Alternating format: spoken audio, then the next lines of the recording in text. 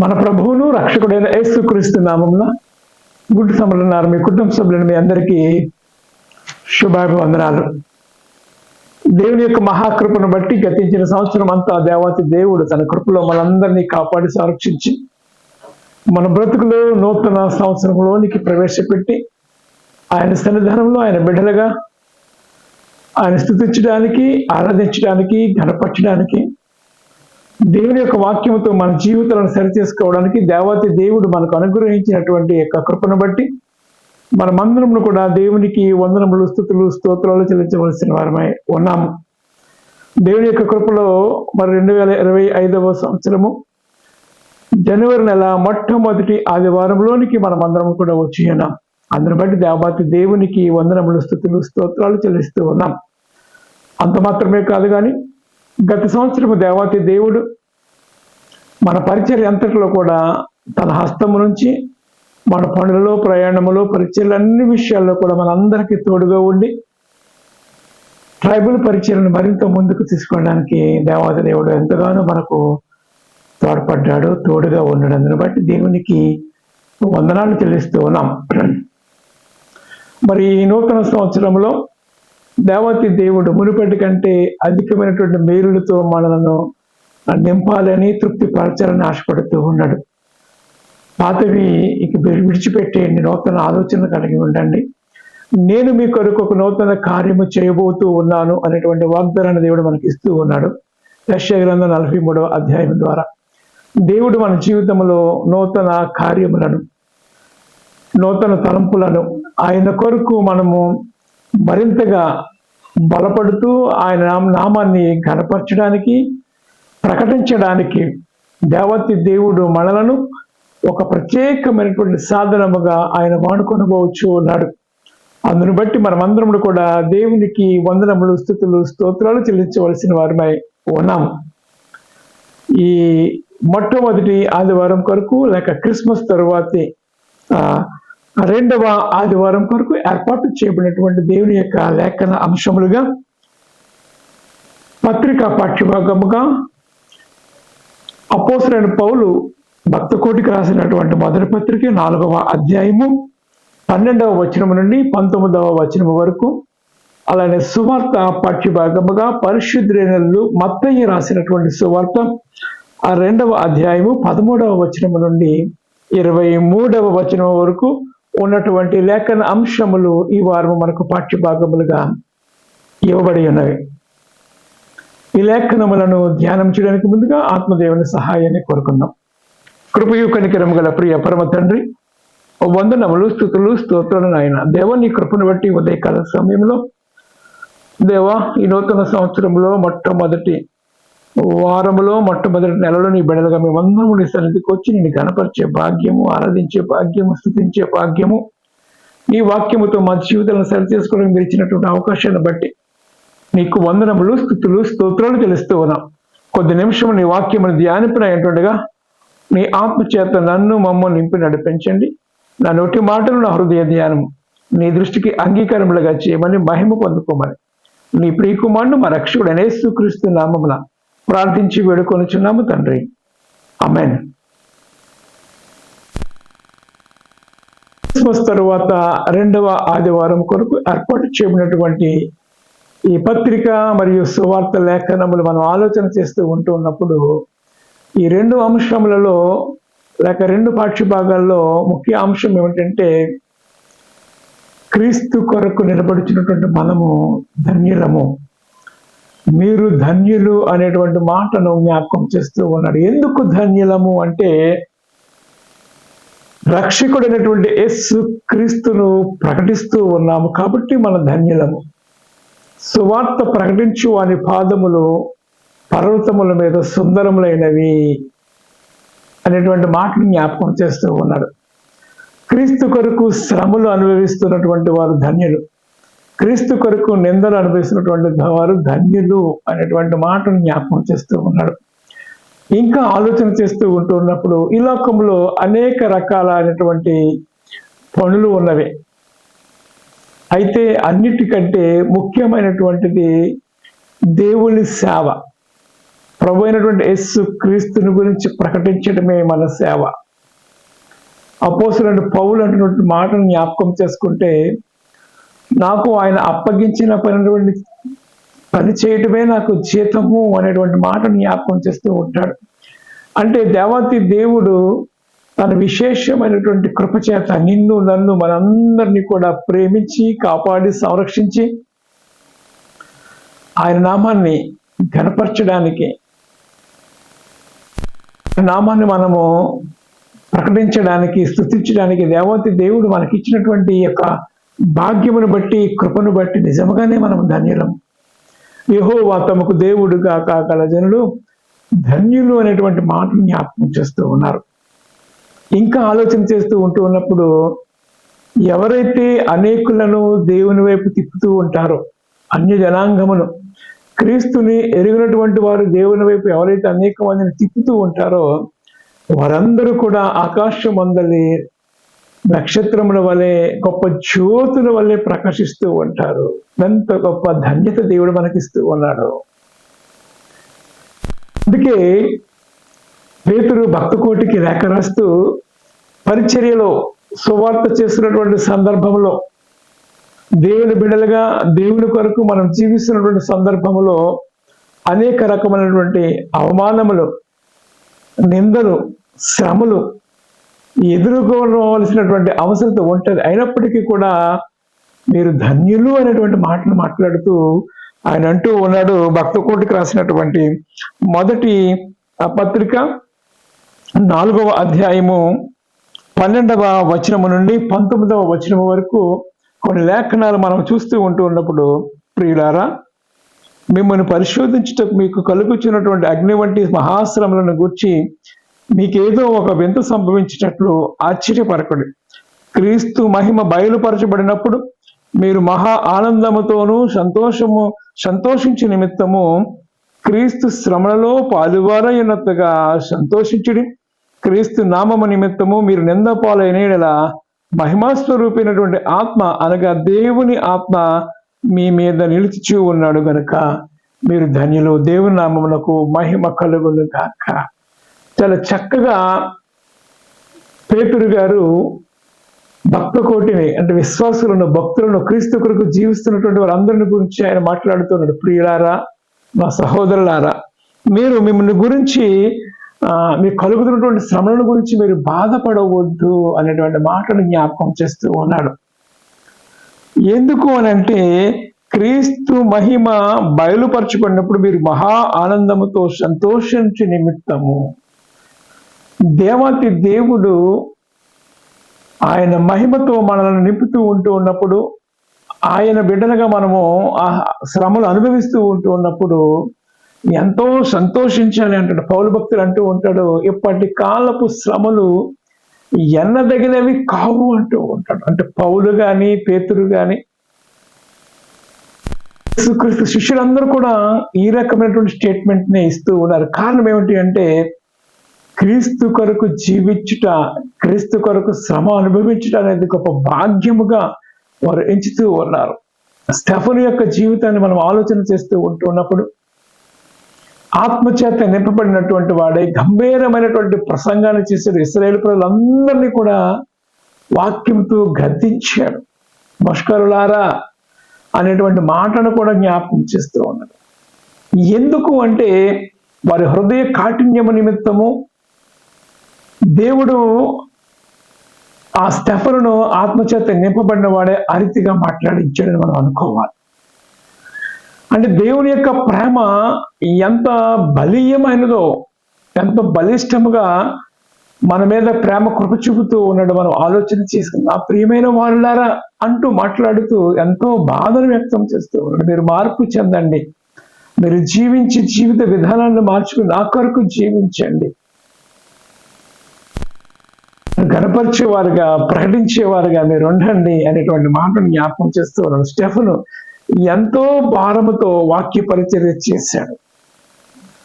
ఆ మాటలను వారు తట్టుకోలేక స్టెఫనును రాళ్లతో కొట్టి చంపేశారు, మనందరికీ తెలుసు. అయితే అప్పుడు కూడా స్టెఫను చూస్తున్నటువంటి ఆత్మచేత నింపడినటువంటి వాడే ఆ పరలోకాన్ని చూసిన వ్యక్తిగా మనం చూస్తూ ఉంటూ ఉన్నాం. ఆకాశము తెరవబడటం, మరి స్టెఫనును చేర్చుకోవడం కూడా మనం చూస్తున్నట్లుగా అక్కడ రాయబడి ఉన్నది. దేవుని నామమునకు మహిమ కలుగును. క్రీస్తు కొరకు ఎన్ని శ్రమలు అనుభవిస్తే అంత ఘనమైనటువంటి స్వాగతం. బలా నమ్మకమైన దాసుడా, ఈ భూమి మీద నీవు నా కొరకు శ్రమ అనుభవించావు, ఇదిగో నీ కొరకు నేను జీవకిరీటం ఇవ్వబోతూ ఉన్నాను అనేటువంటి మాటను మనం చూస్తూ ఉంటూ ఉన్నాం. నిజముగా పరిచయం చేసే వారందరూ కూడా ధన్యులే, ధన్యులు. మధురమైనటువంటి సేవ, దేవుని సేవ, మధుర సేవ, యేసు ప్రభుని సేవ, దేవదూతలకు లేని దివ్యమైన సేవ దేవాతి దేవుడు మనకి ఇచ్చాడు. ప్రియమైన వాళ్ళ, ఒక స్టెఫను మాత్రమే కాదు, పేతురు అంటూ ఉంటాడు అపొస్తలుల కార్యములో, నేను మీ మాట వినాలా, దేవుని మాట వినాలా? మనుషులను సంతోషపెట్టేవారుగా ఉంటే మీ మాట వినాలి, కానీ మేము ఎవరు మమ్మల్ని పిలుచుకున్నారు, ఎందుకు పిలుచుకున్నారో దేవుని సంతోషపెట్టేవారుగా దేవుని పక్షాన మేము వాక్యాన్ని ప్రకటిస్తూ ఉన్నాం. వారి గురించి అంటున్నటువంటి మాట ఏంటంటే, భూమిని తలక్రిందులు చేయవారు ఇక్కడ కూడా ఉన్నారు అనేటువంటి మాటను అక్కడ మనం చూస్తూ ఉంటున్నాం. ఎవరట? భూమిని తలక్రిందులుగా చేయవారు ఇక్కడ ఉన్నారు అంటే they were filled with spirit, they do a lot of miracles.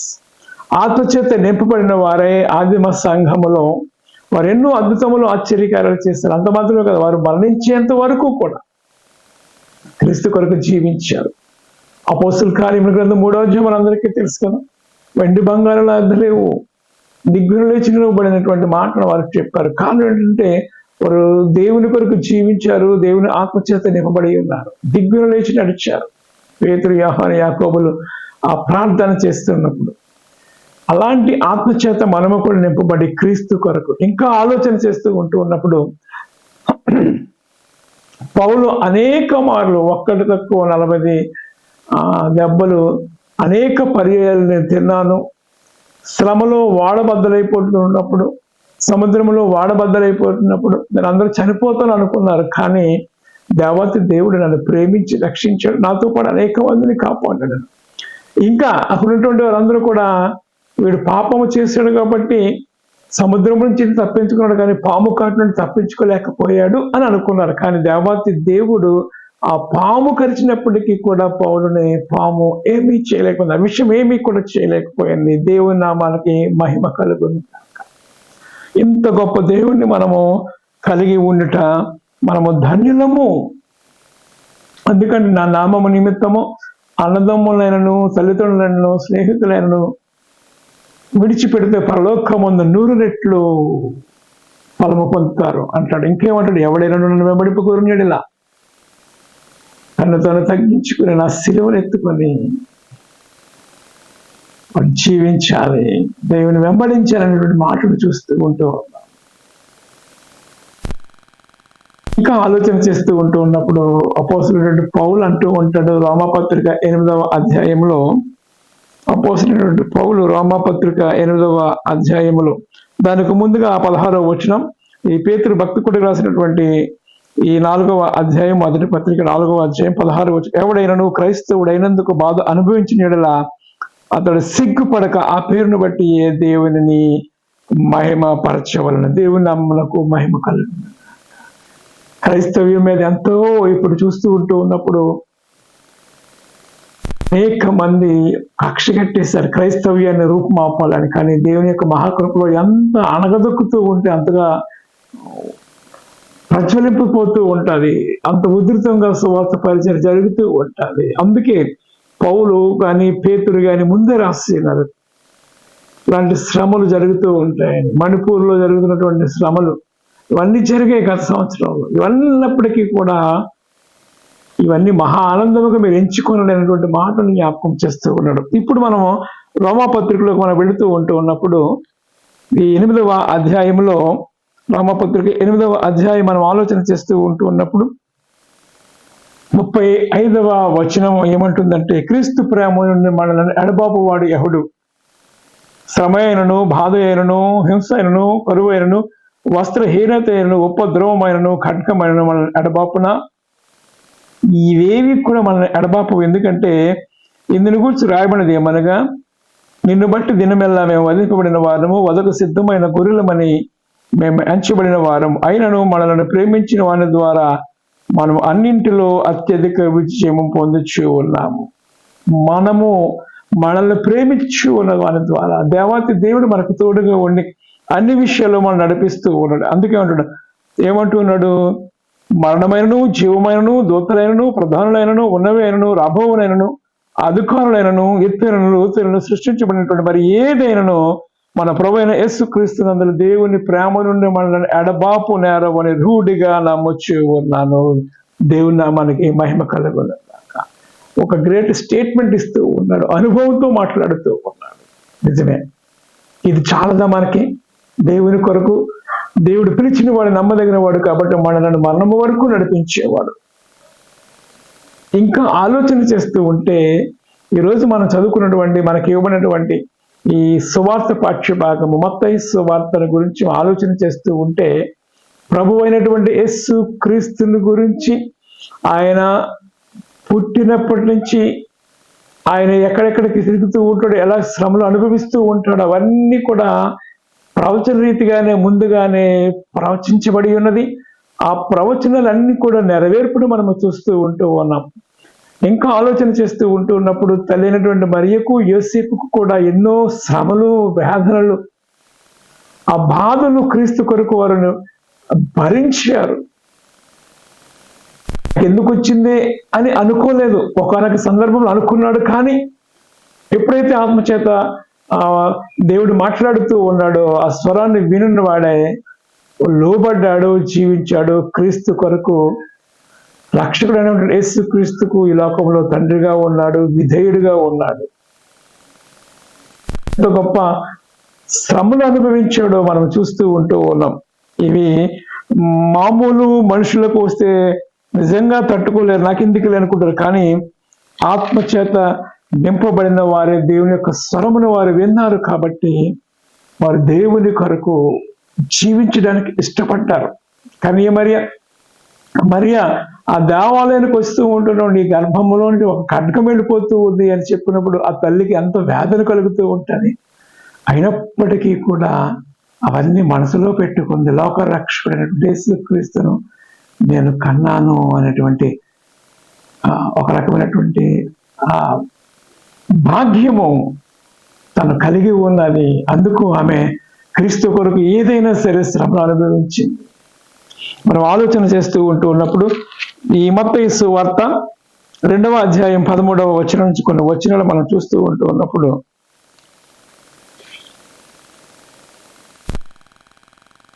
అధ్యాయం 13 వారు వెళ్ళిన తర్వాత ఇదిగో ప్రభువు దూత స్వప్నమందు యోసేపునకు ప్రత్యక్షమై హేరోదు ఆ శిశువును చంపవలనని ఆయన వెదకుపోవచ్చు ఉన్నాడు కనుక లేచి నీవు ఆ శిశువును ఆయన తలని వెంట పెట్టుకుని ఐగుప్తునకు పారిపో, నేను నీతో తెలియచెప్పే వరకు అక్కడే ఉండమని చెప్పాను. పరుగు పరుగే, చిన్నపిల్లడు, ఇంకా 2 సంవత్సరాలు కూడా నేను సంవత్సరంన్నర మధ్యలో ఎన్నో వేదనలు, ఎక్కడెక్కడి నుంచో యెరూషలేము నుంచి ఎక్కడికి వెళ్ళిపో ఐగుప్తులోకి వెళ్ళిపోమంటూ ఉన్నారు. ఎన్ని కిలోమీటర్లు నడిచారు, ఎంత బాధ. అయినప్పటికీ క్రీస్తు కొరకు గొప్ప భారం అని వారు అనుకోలేదు. కానీ నింద మాకు మంచిదనేటువంటి ఆలోచన కలిగిన వారే వారు ప్రయాణించారు. నేను నీతో చెప్పే వరకు అక్కడనే ఉండము. అప్పుడు రాత్రి వేళ శిశువును తల్లిని తోడుకుని ఐగుప్తులకు వెళ్ళి ఐగుప్తులో నా కుమారుని పిలిచితినని ప్రవక్త ద్వారా ప్రభు అయినటువంటి యేసు క్రీస్తుని గురించి రాయబడినటువంటి ప్రవచన నెరవేర్పులు కూడా ఇక్కడ మనం చూస్తూ ఉంటున్నాం. ప్రియమైన వాళ్ళ, ఏమిటి ఆ ప్రవచన నెరవేర్పు? ఐగుప్తునకు వెళ్ళు, ఐగుప్తులో నుండి నా కుమారుని పిలిపించి తిని అని ప్రవక్త ద్వారా ప్రభు సెలవిచ్చిన మాట నెరవేర్చినట్లు హేరోదు మరణం వరకు అక్కడనే ఉండెను. దేవుని నామమునకు మహిమ కలుగును గాక. మొదటి ప్రవచనం నెరవేర్పు కూడా మనం అనుకోవచ్చు. ఈ ప్రవచనం ఎవరు ప్రవచించారంటే హోషేయ గ్రంథంలో ఉంది. హోషేయ గ్రంథము 11వ అధ్యాయము మొదటి వచనం మనం చూస్తూ ఉంటున్నప్పుడు ఈ ప్రవచన నెరవేర్పును మనం చూస్తూ ఉంటూ ఉన్నాం. ప్రియమైన వాళ్ళ, ఇంకా ఆలోచన చేస్తూ ఉంటూ ఉన్నప్పుడు కిందకు వస్తూ ఉంటున్నప్పుడు ఆ జ్ఞానులు తను అపహసించలేని హేరోదు గ్రహించి బహు ఆగ్రహము తెచ్చుకుని జ్ఞానులకు కూడా శ్రమలు తప్పలేదు, భయపడ్డారు. కానీ వారికి దేవదూత వచ్చి ఏం చెప్పిందంటే, కాలమును బట్టి బెత్లెహేములో సకల ప్రాంతం 2 సంవత్సరాలను మొదలుకొని అక్కడ వయసు గల మగపిల్లలందరినీ వధించేశారు. వారు అపహసించారు, వారు వెళ్ళిపోయారు. కానీ ఆ వేదన నేను కాకుండా ఇంకొక రాజు అనేటువంటి ఆలోచన కలిగిన వాడే ఆ పుట్టినది మొదలుకున్న 2 years లోపు ఉన్నటువంటి బిడ్డలందరినీ చంపించేశారు. ఎంత వేదన, ఎంత భారము చూడండి. గర్భశోకం అక్కడ ఉన్నటువంటి ప్రజలందరికీ కూడా.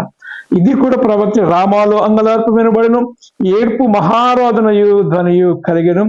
రాహేలు తన పిల్లల విషయమై ఏడ్చుచు వారు లేనందున ఓదార్పు పొందనలకు అనే ప్రవక్త అయినటువంటి ఇర్మియా ద్వారా చెప్పినటువంటి వాక్యము నెరవేరినట్లు ఇది కూడా జరిగిపోయింది. దేవుని నామానికి మహిమ కలుగును గాక. ఇర్మియా గ్రంథము 31వ అధ్యాయం ఒక్కసారి మనం వెళ్దాం.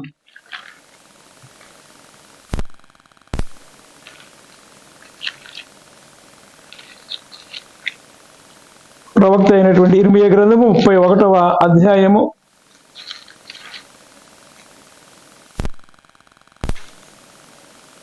మనం ఆలోచన చేస్తూ ఉన్నప్పుడు దేవాతి దేవుడు తన భక్తుల ద్వారా మాట్లాడుతూ ఉన్నాడు.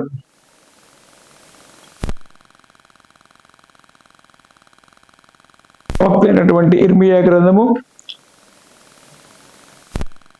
31వ అధ్యాయంలో 15వ వచనము మనం చూస్తూ ఉన్నప్పుడు ఈ మాటలు మనం చూస్తూ, యెహోవా ఇలాగూ సెలవిచ్చును, ఆలకించుడి, రామాలో అంగలార్పును మహారోదన ధ్వనియు వినబడుచున్నది.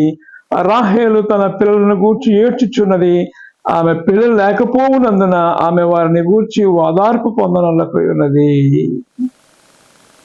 యెహోవా ఆజ్ఞ ఇచ్చుచున్నాడు, ఏడవక ఊరుకొనము, కన్నీళ్లు విడిచుట మానము, నీ క్రియ సఫలమై జనులు శత్రువుని దేశములో నుండి తిరిగి వచ్చేదరు. దేవుని నామమునకు మహిమ కలుగును గాక. ప్రభువైనటువంటి యేసు క్రీస్తుని గురించి రాయబడినటువంటి ఆ శ్రమలు, లేక ఆయన పుట్టినప్పటి నుండి తల్లిదండ్రులు ఎదుర్కొన్నటువంటి శ్రమల గురించి, లేక ఆయన అనుభవిస్తున్నటువంటి శ్రమలు, ఆ చలికాలంలో ఆ ప్రయాణం, రాత్రి వేళ ప్రయాణం, ఇవన్నీ ఆలోచన చేస్తూ ఉంటున్నప్పుడు ఎంతో భారమైనటువంటిది. అయినప్పటికీ కూడా ఆ తల్లిదండ్రులు యోసేపు మరియ కూడా శ్రమలు అనుభవించారు. రెండవదిగా ఆలోచన చేస్తూ ఉంటున్నప్పుడు ప్రభు అయినటువంటి యేసు క్రీస్తుని గురించి ప్రవచించినటువంటి ప్రవచన నెరవేర్పులన్నీ కూడా మనం చూస్తూ ఉన్నాం. ఆలోచన చేస్తూ ఉన్నప్పుడు ఆయన జనన మరణ పునరుద్ధాన రెండవ రాకడ గురించి రాయబడినటువంటి ప్రవచనాలు అన్ని కూడా ఒకదాని వైపు అన్ని నెరవేరిపోతూ ఉన్నాయి, నెరవేరిపోయాయి కూడా. ఇంకా నెరవేర్పు కలగవలసినటువంటివి ఉన్నవి దేవుని యొక్క రెండవ రాకడ. ఎందుకు అది ఆలస్యం అవుతుంది అంటే, దేవుడు మన ఎడల తన కృపను చూపుతూ ఉన్నాడు. తండ్రి తన కుమారులు జాలిపడుతూ ఉంటున్నప్పుడు ఆయన ఎందు భయభక్తులు కలిగినటువంటి బిడ్డల ఆయన జాలి చూపుతూ ఉన్నాడు. ఇంకా ఆలోచన చేస్తూ ఉంటున్నప్పుడు లోబడిన ప్రజల వైపు, ఎవరి లోబడిన? ద పీపుల్ ఆఫ్ ఇజ్రాయెల్, దేవుని ప్రజలు అని చెప్పుకున్నటువంటి ఇజ్రాయెల్ ప్రజలు దేవునికి దూరముగా తిరుగుతూ ఉంటే, లోబడిన ప్రజల వైపు దినమెల్లా నా చేతులు చాపుచూ ఉన్నాను అని దేవుడు మాట్లాడుతూ ఉన్నాడు. లోబడిన ప్రజలుగా ఉంటూ ఉన్నారు. కానీ ఎవరైతే దేవునికి లోబడి ఆయన కొరకు జీవిస్తూ ఉంటారో వారు ధన్యులు అనేటువంటి మాటను జ్ఞాపకం చేస్తూ ఉన్నారు. దేవుని కొరకు ఎవరైతే పరిచయం చేస్తూ తమ పిల్లలను దేవుని కొరకు అర్పిస్తూ ఆ గర్భఫలములు ధన్యములైనది, కుటుంబం ధన్యకరమైనది, క్రీస్తు కొరకు గొప్ప పరిచయం చేసేవారిగా ఇర్మియా ప్రవక్త ఏ రీతిగా అయితే పరిచయం చేశాడు, నేను ఒక్కడినే నిలిగి ఉన్నాను అనేటువంటి మాటను ఏ రీతిగా అయితే ఏలియా మాట్లాడాడు, అలానే నేను కూడా వారి వల్ల జీవించాలి, వారి వల్ల నేను ఉండాలి, వారి వల్ల పరిచయం చేయాలి. ఎవరైతే అంటూ ఉన్నారో దేవతి దేవుడు మీ యొక్క కమిట్మెంట్ను చూస్తూ ఉంటాడు, మీ యొక్క ఆ మాటలు ఏదైతే ఉందో అవి కూడా చూస్తూ ఉంటాడు. ఈ 2025వ సంవత్సరంలో మొట్టమొదటి ఆదివారమున దేవాతి దేవుడు మనతో మాట్లాడుచున్నటువంటి మాట ఏంటంటే, మీరు ధన్యులు, నా నిమిత్తము మీరు శ్రమలు పాలవుతూ ఉన్నప్పుడు మీరెంతో ధన్యులు అనేటువంటి మాటను జ్ఞాపకం చేస్తూ ఉంటుంది. పేతురు భక్తి కోటికి రాసినటువంటి మొదటి పత్రికలోనే ఈ మొదటి అధ్యాయంలోనే మనం చూస్తూ ఉంటున్నాం, ఒక చక్కని మాటను మనం చూస్తూ ఉంటున్నాం. ప్రియమైన వాళ్ళారా, పేతురు భక్తి కోటికి రాసినటువంటి మొదటి పత్రిక మొదటి అధ్యాయంలో మనం చూస్తూ ఉంటాం. ఏమని అంటే, ఈ మొదటి పత్రిక మొదటి అధ్యాయము 6వ వచనంలో ఉన్నటువంటి మాట ఏంటంటే, ఇందువలన మీరు మిక్కిలి ఆనందించినారు కానీ అవసరమును బట్టి మీ నానా విధమైనటువంటి శోధనల చేత ప్రస్తుతము కొంచెము కాలము మీకు దుఃఖము కలుగుచున్నది, నశించిపోవు సువర్ణము అగ్ని పరీక్ష వలన సిద్ధపరచబడుతున్నది కదా, దానికంటే అమూల్యమైనటువంటి మీ విశ్వాసము శోధనల చేత నిలిచినదే యేసు క్రీస్తు ప్రత్యక్షమైనప్పుడు మీకు మెప్పుయు మహిమయు ఘనతయు కలుటకు కారణమమును దేవుని నామానికి మహిమ కలుగును కాక. మీరు ఆయనను చూడకపోయినను ఆయనను ప్రేమించుచు ఉన్నారు, ఇప్పుడు ఆయనను కన్నులారా చూడకయే విశ్వసించుచు మీ విశ్వాసమునకు ఫలము అనగా ఆత్మరక్షణము పొందుచు చెప్పనసక్యము కాని మహిమాయుక్తమైన సంతోషము గలవారై ఆనందించుచు ఉన్నారు. దేవుని నామానికి మహిమ కలుగును కాక. రాబోతున్న దినాల్లో మనము ఆయనను ఎదుర్కోబోతూ ఉన్నాం, ఆయన చూడబోతూ ఉన్నాం. కాబట్టి ఆయనను ఎదుర్కొనేంత వరకు విశ్వాసమునకు కర్తయు దాన్ని కొనసాగించు వాడు అయినటువంటి యేసు వైపు చూస్తూ మన ఎదురు ఉంచబడినటువంటి పరుగు పందెములో ఈ పరిచర్యలో వెనకడుగు వేయకుండా ముందుకు సాగుతూ బలా నమ్మకమైన దాసురాల అనిపించుకోవడానికి ఆత్మదేవుడు మనందరికీ కూడా సమృద్ధిగా తన కృపను మన అందరి విస్తరింప చేయును గాక. ఆమేన్. దేవా నీకు వందనాలు, నీ కృపను బట్టి ఉదయకాల సమయంలో దేవా మీరు ధన్యులు అనేటువంటి మాటను మీరు మాకు ఇచ్చి మాతో మాట్లాడిన విధానాన్ని బట్టి వందనాలు చెల్లిస్తూ ఉన్నాం. నీ బిడ్డలుగా నిన్ను కలిగిన వారుగా నేను ప్రకటించటకు నీ కృప అనుగ్రహించండి. నాగటి మీద చేయి పెట్టి వెనక్కి తీర్చిబడిన ఆవాడు కాదంటున్నావు కాబట్టి ముందుకే సాగుటకు నీ కృప అనుగ్రహించమని, బిడ్డలందరినీ దీవించి ఆశీర్వదించమని, మహిమ పొందుకోమని ప్రియకుమారుడు రక్షకుడు యేసుక్రీస్తు నామమున ప్రార్థించి వేడుకొనిచున్నాము తండ్రి. ఆమేన్. మన తండ్రి దేవుని ప్రేమయు ప్రభువైన యేసుక్రీస్తు కృపయు ఆత్మదేవుని అన్యోన్య సహవాసము సదాకాలం మీకు తోడైనను గాక. ఆమేన్.